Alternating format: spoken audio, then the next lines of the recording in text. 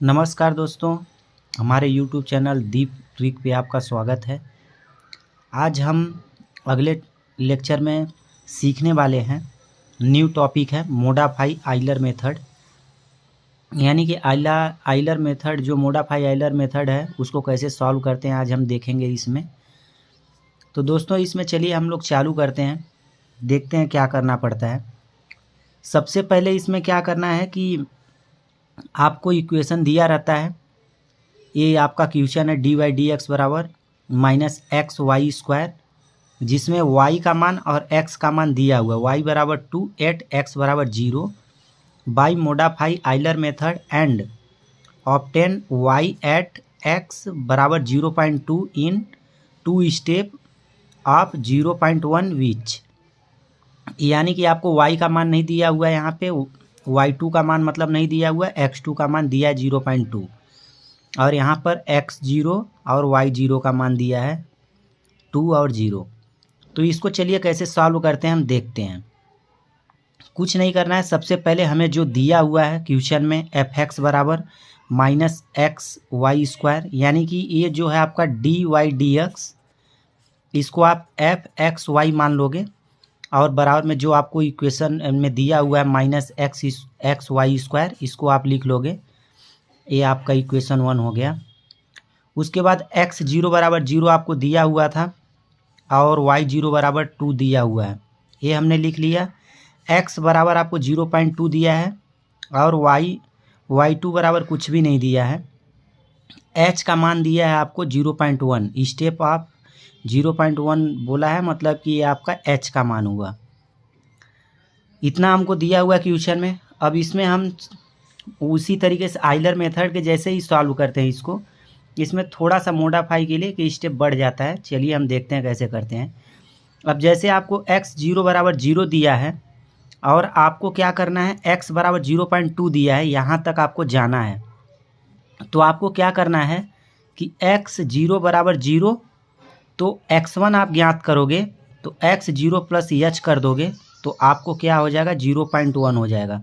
ये आपका x1 का मान आ जाएगा। ठीक इस तरीके से x2 जब आप ज्ञात करोगे तो x2 के लिए क्या करोगे, x1 प्लस h कर दोगे, यानी कि x1 का मान 0.1 आया प्लस h का मान 0.1 दिया है तो 0.2 हो गया। ये आपको x2 का मान आ गया। अब दोस्तों इसको ध्यान से आप समझना, अभी इसका बहुत ज़रूरत पड़ने वाला है x1 और x2 का, x0 का। तो x0 का मान 0 आया है, x1 का मान 0.1 और x2 का मान 0.2। अब सबसे पहले हम क्या करेंगे, आइलर मेथड सॉल्व करते हैं। आइलर फार्मूला क्या होता है, y1 के लिए y0 hf, और ये आपको जो इक्वेशन में दिया हुआ है, ये आपको दिया हुआ इक्वेशन में -xy², यानी कि आपका हो जाएगा x0 -x0 इंटू y0 का स्क्वायर। तो हमने ये फार्मूले में रखा और आपको तो मान पता है, y0 का मान 2 है, h का मान 0.1 है, x0 का मान 0 है और y0 का मान 2 है। इसको रख के हमने सॉल्व किया तो हमको क्या आ गया, y1 का मान, यार y1 का मान प्राप्त हो गया। अब चलिए हम इसमें क्या करेंगे, आइलर मेथड लगाते हैं मोडाफाई का। अब हम बाय यूजिंग आइलर मोडाफाई मेथड जब लगाएंगे तो आपने y1 ज्ञात किया था, लेकिन मोडाफाई ज्ञात करोगे तो y1 डैश कर दोगे इस तरीके से, y1 डैश। तो y1 डैश हमारा कितना आ रहा है, इसका फार्मूला ये होता है y0 प्लस h/2 f, जो आपको इक्वेशन में दिया हुआ था उसको 2 बार लिखोगे प्लस करके। एक बार ये हो गया -x0 इंटू y0 का square plus f -x1 y1, इसको 2 बार लिखोगे आप। अभी आपको हमने बताया था x1 का मान क्या आया था, x1 x2 और x0 का मान निकलवाया था, वहाँ से हम x1 का मान रखेंगे, y1 का मान अभी आपने प्राप्त किया था और x0 y0 का मान आपको पता है। इसको हम रखेंगे और इसको सॉल्व करेंगे। ये फार्मूला आपको याद रखना है, ये फार्मूला इम्पोर्टेंट है। और उसके बाद इसको रख के हम सॉल्व करेंगे तो इस तरीके से हमें क्या हो जाएगा, y1 डैश का मान प्राप्त हो जाएगा। इसके बाद अब हम y1 के मान को डबल डैश में ज्ञात करेंगे तो उसका फार्मूला ये होगा।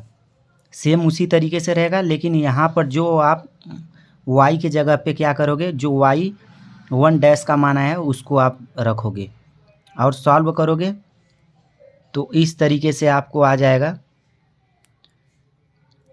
y1 डबल डैश का मान।